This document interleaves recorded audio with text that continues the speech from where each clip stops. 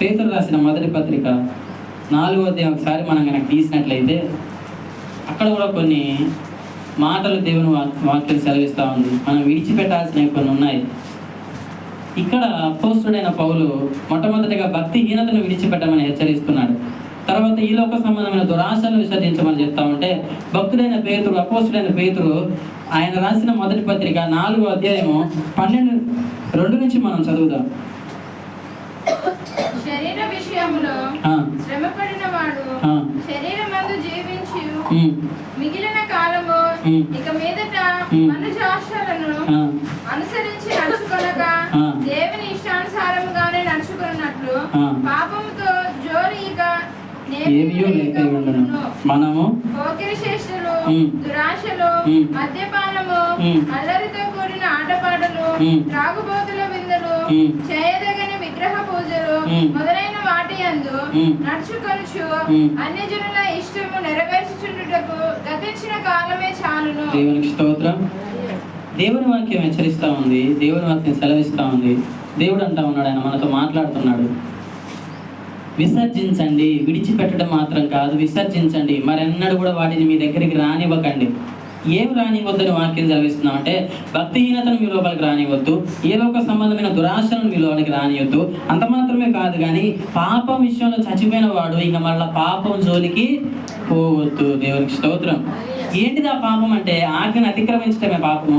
దేవుడు విగ్రహారాధన చేయదు అంటాడు. క్రైస్తవులే ఒక విగ్రహాన్ని పెట్టుకుంటా ఉన్నారు, హృదయంలో పెట్టుకుంటా ఉన్నారు, ఇళ్లలో పెట్టుకుంటా ఉన్నారు, చర్చిలలో పెట్టుకుంటా ఉన్నారు. దేవునికి స్తోత్రం. ఇంకా ఎన్నో ఉన్నాయి. ఏమని వాక్యం సెలవిస్తుందంటే ఇక్కడ పాపముతో జోలిక ఏమీ లేక ఉండను, పోకిరి చేష్టలు, దురాశలు, మద్యపానము, అల్లరితో కూడిన ఆటపాటలు, త్రాగుబోతుల విందులు, చేయదగని విగ్రహ పూజలు, వీటన్నిటిని కూడా ఏం చేయాలంట? క్రైస్తవులుగా దేవుని బిడ్డలమైన మనం అందరం ఏం చేయాలి? విసర్జించాలి, విడిచిపెట్టాలి. వాటిని ఎప్పటికీ మన లోపలికి రానివ్వకూడదు. ఎందుకు? మన శరీరం విసర్జించిన వాటిని మరలా మనం ఎన్నడూ ఇంటికి తెచ్చుకోం. అలాంటిది మరి ఆత్మీయ జీవితంలో ఒకసారి విసర్జించిన వాటిని మరలా ఎందుకు నీ ఇంట్లోకి తెచ్చుకుంటున్నావు? మరలా ఎందుకు నీ ఆత్మీయ జీవితంలోకి తెచ్చుకుంటున్నావు? మరలా ఎందుకు వాటిని అనుసరిస్తా ఉన్నారు? హల్లెలూయా. చెప్పండి, ఒకసారి నీ జీవితాన్ని కనుక నువ్వు పరిశీలన చేసుకుంటే విసర్జించిన వాటిని మరలా తెచ్చి నీ జీవితంలో పెట్టుకున్నావు. అది ఏదైనా సరే, చిన్నదైనా సరే శరీరానికి ఎంతో అపాయం. హల్లెలూయా. మంచి నీళ్ళు ఉన్నాయి, ఒక గ్లాస్ నిండా మంచి నీళ్ళు, ఒక్క చుక్క విషయమే వేసి మీకు ఇస్తే ఎవరైనా తాగుతారా? ఒక్క చుక్కేగా. ఇంత పెద్ద బాటిల్లో ఒకే చుక్క విషయం కలిసింది, ఏం కాదు, తాగుతారా? ఎందుకు తాగరు? విషయం తాగితే ఏమవుతుంది? చచ్చిపోతారు. కానీ ఈ లోక సంబంధమైన వాటిని మాత్రం తీసుకొచ్చి పెట్టుకుంటారు ఆత్మీయ జీవితంలో. అప్పుడు చచ్చిపోరా? పోకిరి చేష్టలు, అల్లరితో కూడిన ఆటపాటలు, క్రైస్తవులు చేయకూడనటువంటి విగ్రహారాధన, దురాశలు, భక్తిహీనత, ఈ లోక సంబంధమైన ఆశలు, సాంప్రదాయాలు, పద్ధతులు. దేవునికి స్తోత్రం, దేవునికి స్తోత్రం, దేవునికి స్తోత్రం. దేవునికి మహిమ కలుగును గాక. పేరేమో క్రైస్తవులమని, పోయేదేమో చర్చికి, చేతులు ఏముంటుంది? బైబిల్ ఉంటుంది. కానీ ఇళ్లలో సాయంత్రం అయితే ఏ పాటలు మోగుతున్నాయి? సినిమా పాటలు మోగుతున్నాయి, డీజేలు పెట్టి. హల్లెలూయా. సౌండ్ బాక్సులు పెట్టి, డీజేలు పెట్టి సినిమా పాటలు, వాటికి డ్యాన్సులు. ఒకసారి దేవుళ్ళలోకి వచ్చిన నీవు మరలా వాటిని తెచ్చుకుంటావా? తెచ్చుకోవద్దు. హల్లెలూయా. అందుకనే వాక్యం సెలవిస్తా ఉంది, విసర్జించండి, విసర్జించండి, విసర్జించండి. మరలా మీ లోపలికి వాటిని తెచ్చుకోవద్దిగా. అన్యజనుల ఇష్టం నెరవేర్చిన ఇంతకాలం ప్రార్థన కానీ నీ బంధువులు ఏమైనా అనుకుంటారేమో అని, చుట్టాలు ఏమైనా అనుకుంటారేమోనని, ఫ్రెండ్స్ ఏమైనా అనుకుంటారేమోనని, ఎదురింటోళ్ళు, పక్కింటోళ్ళు, ఆ ఇంటోళ్ళు, ఈ ఇంటోళ్ళు, ఊరి పెద్దలు, గ్రామ పెద్దలు, కుల పెద్దలు ఏమైనా అనుకుంటారేమో అని ఇంతకాలం వాళ్ళ ఇష్టం నెరవేర్చినావు. ఇక చాలు, వాటన్నిటిని ఏం చేయాలి? విసర్జించేయి. ఒకసారి విసర్జించిన దాన్ని మరలా ఎనికి ఎలాగైతే తెచ్చుకోమో,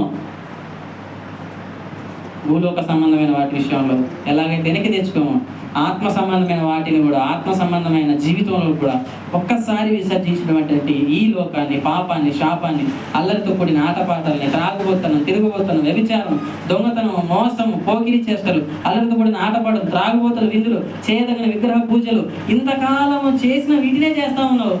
ఎవరి కోసం చేస్తా ఉన్నావు అంటే ఎవరో బాధపడతారని. మరి నేను ఇవన్నీ చేస్తా ఉన్నాను, నా దేవుడు బాధపడడానికి ఇప్పుడు ఆలోచించినా? హల్లెలూయా. కానీ దేవుని విషయం మాత్రం ఎప్పుడు ఆలోచించవు. కొంతమంది ప్రవక్త అంటే భయం, అమ్మో చేసిన పాపాలు ఎక్కడ హెచ్చరిస్తాడో. కొంతమందికి అయ్యగారంటే భయం, కానీ దేవుడు అంటే భయం ఉండదు. హల్లెలూయా. ప్రియమైన దేవుని సంగమా, అందుకనే వాక్యం సెలవిస్తామండి, భక్తిహీనతను విసర్జించండి, దురాశలు, ఈ లోక సంబంధమైన దురాశలను విసర్జించండి, అల్లరితో కూడిన ఆటపాటలు విసర్జించండి, త్రాగుబోతుల విందులు విసర్జించండి, తిరుగుబోతనాన్ని విసర్జించండి, వ్యభిచారాన్ని విసర్జించండి, జాగ్రత్తని విసర్జించండి, ఇంకా ఈ లోక సంబంధమైనవి ఎన్నో ఉన్నాయి మూల పాఠములు. వాటన్నిటిని విసర్జించేసి ఏం చేయమంటుందో తెలుసా? మరలా వద్దాం మనము అదే పత్రిక, ఇందాక మనం చదువుకున్న తీతు పత్రిక,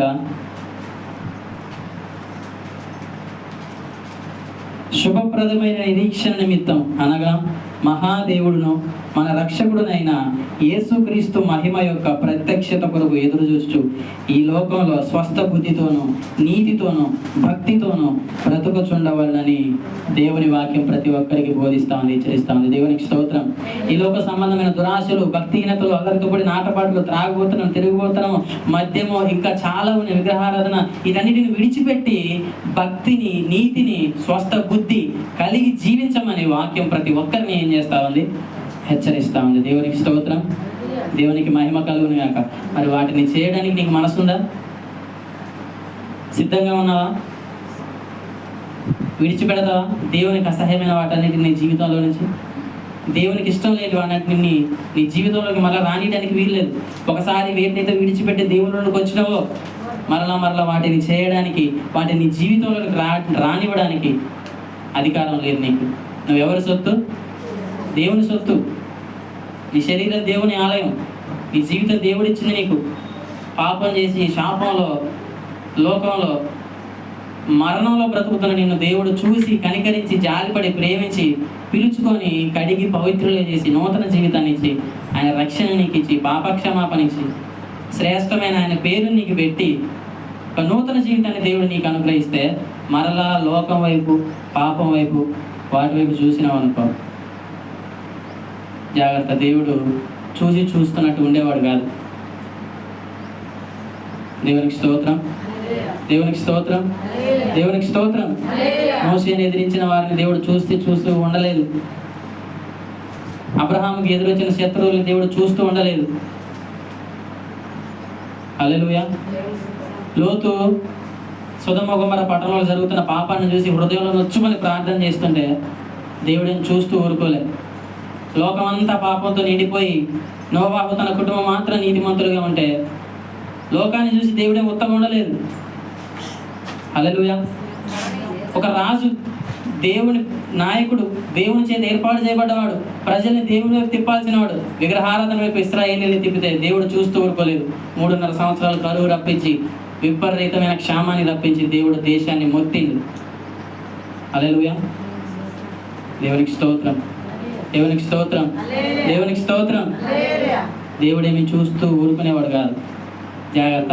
విడిచిపెట్టిన పాపాన్ని, విడిచిపెట్టిన లోకాన్ని, లోక ఆశలు, తలంపులు, కోరికలు, సాంప్రదాయాలు, విగ్రహారాధన, అల్లరితో కూడిన ఆటపాటలు, ఏదైనా మరల ఇహలోక సంబంధమైనది ఏదైనా మరలని జీవితంలోనికి నువ్వు అనుమతిస్తే జాగ్రత్త. దేవుడు చూస్తూ ఊరుకునేవాడు కాదు. వాటన్నిటిని విసర్జించి భక్తి, నీతి, స్వస్థ బుద్ధి కలిగి దేవుని ఆరాధించు, దేవుని కొరకు జీవించు, దేవుని పక్షాన నిలబడు. దేవుడు నీకు సాయం చేయను గాక. దేవునికి స్తోత్రం.